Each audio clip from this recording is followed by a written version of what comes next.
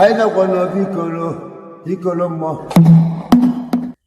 to another Women and His series, which is Zetobo Sigwe Ezikolomo. Today I want to discuss on, is your altar fresh? Is your altar fresh? Altar galekwa fresh. As onye ordinana. Your altar is your war room. Your altar where you have your Ikengachi and Ikengandishi is your own vital temple, your holiest of holies. You know, for those wondering what is Ikenga, this is something like this is Ikenga. If I not wear Ikenga, but it's not a must, you must have a carved object like this. You can be creative with how you decide to design your Ikenga or how you design your altar. So your altar is your holiest of holies, your own temple. If you are into Ordinana and you have not set up your altar, then your journey have not started. Ibidoboro. If you are into Ordinana and you have not set up your altar, your journey have not started. There might be several reasons why you might be into Ordinana and you have not set up your altar. It might be because you don't have your own space. You are staying with your parents and all that. But you must know that as only Ordinana, once you have your own space, the next thing you need is your own altar. And also you need to have your own space before you set up your own altar. I've said this repeatedly. When people ask me, they're staying with their parents, they're staying with their friends, I say, is it your own space? You must have your own space. I say, no, you cannot be answering a man or someone who is in charge when you don't have your own space. You must be in control of your own space. Even me, as an audience, one of the rules for you to be an also title holder is that you must have your own house and you must have an OB and you should be married. So for you to have your own altar for your chi and your Mundishi, you must have your own space where you are in charge of, where you are calling the shots. You cannot set up your altar for your chi and your Ndishi where you don't have your own space. You cannot be talking about having an altar for your chi and your Ndishi. If you have not gotten to that level, just be reading up about Ordinana. But know that Ordinana is about practice. That if you want to practice Ordinana, understand it, and you want Ordinana to unveil itself to you, then you must start practicing. And for you to practice, you must get to this stage. So the beginning of your practical journey in Ordinana or practicing Ordinana starts with the setup of your altar. The thing is, many of us are too preoccupied with the formality of setting up the altar than the functionality of the altar. I repeat, many of us are too preoccupied with the formality of setting up an altar than the functionality of the altar. Now, let me explain with wedding and marriage. You know, many people are always fixated. They give so much thought, you know, thinking about the appropriateness, loudness, and the vibrancy of their wedding day than the marriage itself. You see people, you hear the kind of millions they are planning, they are mapping out for their wedding day, you know, for how big and beautiful they want their wedding to be. I'm not saying there's something wrong with that, but if you are planning so much about that one day event, are you also making much more plan about the marriage itself? About the marriage itself. You know, if you spend a lot of energy and resources on the one day event than the marriage that is a marathon, you know that there is problem somewhere. So when it comes to chi, or setting up your altar the day that, because chi is just a formal day, that's what it means. It's a formal day of you setting up your own altar. That's what chi means. It doesn't mean that your chi has been far away from you. No. Your chi has always been there. Your chi is there every day with you. Your chi is seeing you, is seeing everything you are doing. It takes note of whatever thing you are doing. Your fathers are also taking note of their own children. That's your Ndishi. They are taking note of you. It doesn't mean that they have been absent. So when we say Otushi or setting up an altar, it doesn't mean that these forces have been absent. No. It's just a formal day. It's just a formal day. It's just like when someone gets an admission It's not the day you you get admission that they do matriculation. In some schools, after admission, maybe even they do matriculation like a year after or months after. Is it that day that you are matriculated? That's not the day you are being that you are admitted. So the matriculation is not like to endorse that you have gotten admission, but it's just to a kind of a day that they have mapped out to celebrate your admission. So Ikpotushi is like a kind of a formal day mapped out that I'm going to set up an altar for my Chi, and I will be interacting, I will be praying to my Chi here or on this particular um with this particular thing and all that. It means that you have formally agreed. If I want to call it, maybe make a kind of religious analogy, it might be like in Christianity, what they have like their baptism day, your day of baptism. So it's like your own ordinary day of baptism. Motoshi is like your own ordinary baptism day. So when it comes to installation of Shi, many people, like those who plan their wedding, overthink on this one day event. Such overthinking are unnecessary. It is as unnecessary as overthinking the elaborateness of your wedding day. What matters on your wedding day is the blessing of the union by the appropriate party or parties. Or in our case, there's we the Indibo, paying the bride price. So the ceremonial aspect of Ikpotushi, one should not overthink. At times, you may not get everything right. This is why our people will say, like in marriage, I say now, also why, agacha, that you don't go to, if you are going to marry a wife, it's not a must, you must pay everything and get everything right. No. Inwe ike imechakwa ime nke a. So this means there is room to improve on what is expected of you as an in-law. So it is with your Shi. There is no way you can get it all right when you want to set up an altar for your Shi, because so many people are so fixated on getting it right that first day. And I'm saying, stop preoccupying your thoughts, stop preoccupying yourself with the thought of getting it right on that first day. What matters is that you have set a day that this is the day you are going to set up an altar for Yoshi and get it right. Like I said in previous station, you can do it. Your father can do it for you, and your grandfather can do it for you. If you don't have these two people to do it for you, do it for yourself. Yoshi knows who you are.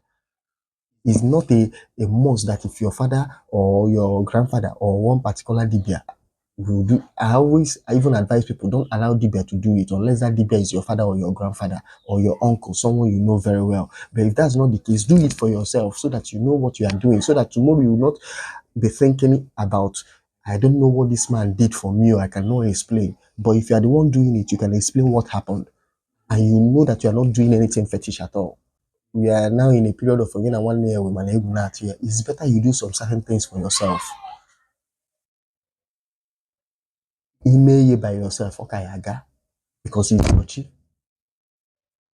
So I'm saying that there is no way you can get it all right when you want to set up an altar for your chi. So stop asking too many questions. Stop trying to be fixated. Am I getting it right? Aside, some people are even fixated with how am I going to pray? And it's the right way. Stop thinking all those thoughts. Get on with it. In life, it's the same thing with life. You learn through process. Nobody learns on the first day. If you are making mistakes along the line, you see where you are doing mistakes. With time, yourself or your team, whichever one will correct you. Or you can even have an experience where you see another person doing his or her own. You might learn one or two things from that person if you feel like there is no template. So I'm saying that get on with it. Along the line, you can perfect these gray areas which you are not getting right. So think less of the ceremony of setting up an altar and think more of keeping your altar fresh daily. Think more where the job is. It's not about setting up your altar. It's not about what to chill. It's not about having your own dish here. It's about what? Keeping the altar fresh daily. Now, how do you keep your altar fresh? Number one, through consistent daily prayer with nzu, oji, or hot drink. This is ordinana. How do you keep your altar fresh? Ordinana. Ndị ọbụla nwere ka fa si eme ifefa. Ordinary is about Odubende, Otunde Siemife. I want we can say Pepelas Ndibo. Consistent. You cannot set up an altar, and you are not going there to pray daily. Once you set up your altar, there is a commitment. You must be going to that altar to pray. You cannot set up your altar. Your altar is here. You wake up in the morning and stay where you wake up and bring out Unzu and just drop Unzu there. No, you have to go to that altar where you set it up and say, this is where I will be doing this thing. That's where you go to pray. And you have to be doing it daily. That's how you keep that altar fresh. You use Unzu. I had a Unzu and Atun at the altar. Mmadụ kwesịrị ịbụ abịa na the altar, ọngụ abịa na the altar, ọmmụọ abịa na the altar, ọfọ na the altar the fresh. Nzu, use Nzu, use Oje, abịa Oje, afọ Oje the fresh. It's not, you see Oje that you used 3 months ago. No fresh Oje on the altar. So through consistent daily prayer with Nzu, Oje, or drink, walk out, you keep it fresh with these items. That's how you know fresh and active altar. Number 2, through keeping the altar clean and sacred. You keep your altar fresh through keeping it clean and sacred. Your altar space should be a clean space and it should be sacred. What do I mean by sacred? It's not where everybody, every Tom, Dick, and Harry goes. In fact, you should be the only one that should be permitted in that space. Ordinarily, your altar, you are the only one that is permitted within the radius of that space. Immediately someone spots it, someone should be able to know that this is a sacred spot and it's a no-go area. So if it means for you to mark it and demarcate it, do it. Nobody should go there to desecrate it. It's not where people go to play, whether they are your children or your spouse or your altar is your private altar. Number 3, through akagale. Akagale means animal sacrifice. Yeah, they egbu akagale. Onye ọ na-eme ọdịnala ya dị egbu akagale. Malụ mgbe iyi egbu ọkụ, malụ mgbe iyi egbu ewu, malụ mgbe iyi egbu efi. So blood, we use blood to make altar fresh. You keep your altar potent through blood sacrifice. Number 4, through incense and candles. At times you energize that altar, you put candle. Candle represent light. Incense, it represents sweet smell. In the Buhan they use firewood and they use a particular kind of this thing from palm tree as incense. Now you don't need to, you can use candle. You can use yellow candle. You can use red candle. Some people would like to use white candle, but use once in a while, you light up candle there. Put incense in that area. Number 5, through making it your meditation spot at a particular time of the day. You cannot come to your altar today, you come by 6:30. Tomorrow you come by 9. Next tomorrow you come by 12. Another day you didn't even come at all in the morning, you come in the night. No, you can't make an altar fresh and potent by coming at any hour you choose. That's not how it works. There should be a specific time.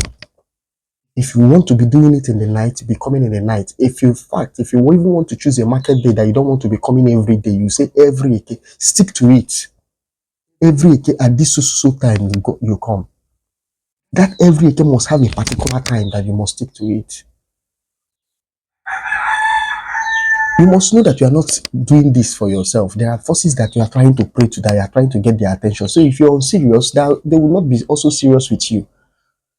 I don't know why people think that the forces you are praying to, that anytime you come and every other thing, you have access to them. Think about it in this life. Serious people, is there any time you have access to them? There is a particular time you must show some form of seriousness for them to be giving you attention. So the forces you are praying to, once you start sticking to a particular time, that particular time, they also know that they need to make themselves available for you. So your meditation period and your prayer period must be at a particular time of the day. If it's in the morning, keep it in the morning, that it will always be around 6:30, 7 to 8. And around this period, you will always be there. Either you are there or you are rounding up from there.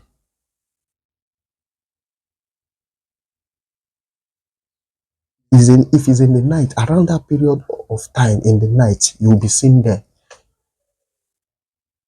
If you choose a particular market day, that particular market day that you choose to be using to pray to your forces, at that particular time that you have stated, you should be there. Now, why do your altar? Why does it need to be fresh? Number one, spiritual inspection goes on. The spiritual inspection, you don't know that there is scorecard. And then you, on the buyer say, and then you keep on your I've said it repeatedly. But watching you are coming close to your dish. How are they in America? How many do serious? They will be looking at you. How many do serious? And they will be keeping scores. They will be keeping scores. Women and home abroad the same thing. So if you're getting it right, they are marking it, they are ticking it for you. So that's why you need to be serious and keep your altar fresh and do those things I've said. Number two, why you need to keep your altar, why your altar needs to be fresh. You are creating a strong and powerful energy zone. If you are not doing these things, like I said, you cannot make that place an energy zone. It will just be an empty space that doesn't have any potency.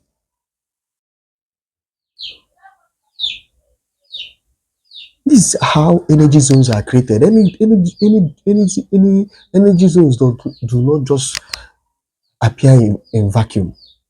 They are created, they are deliberate creation through discipline.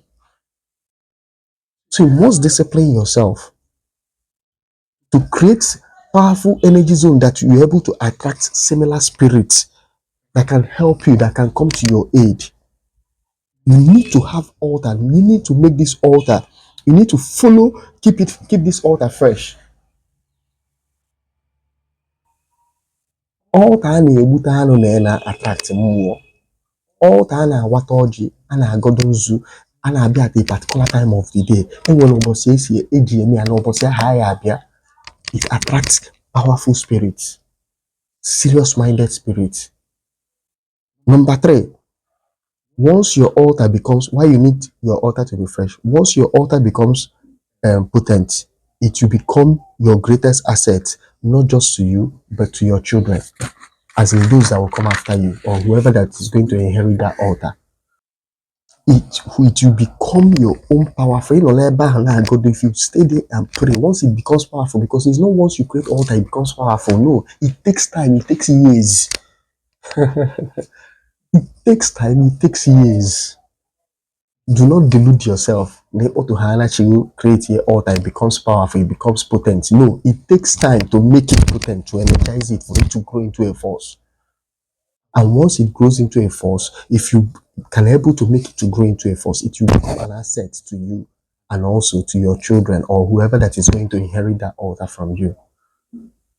So keep your altar fresh. Remember, it is your greatest asset in this journey of life. Thank you very much, Dialogue.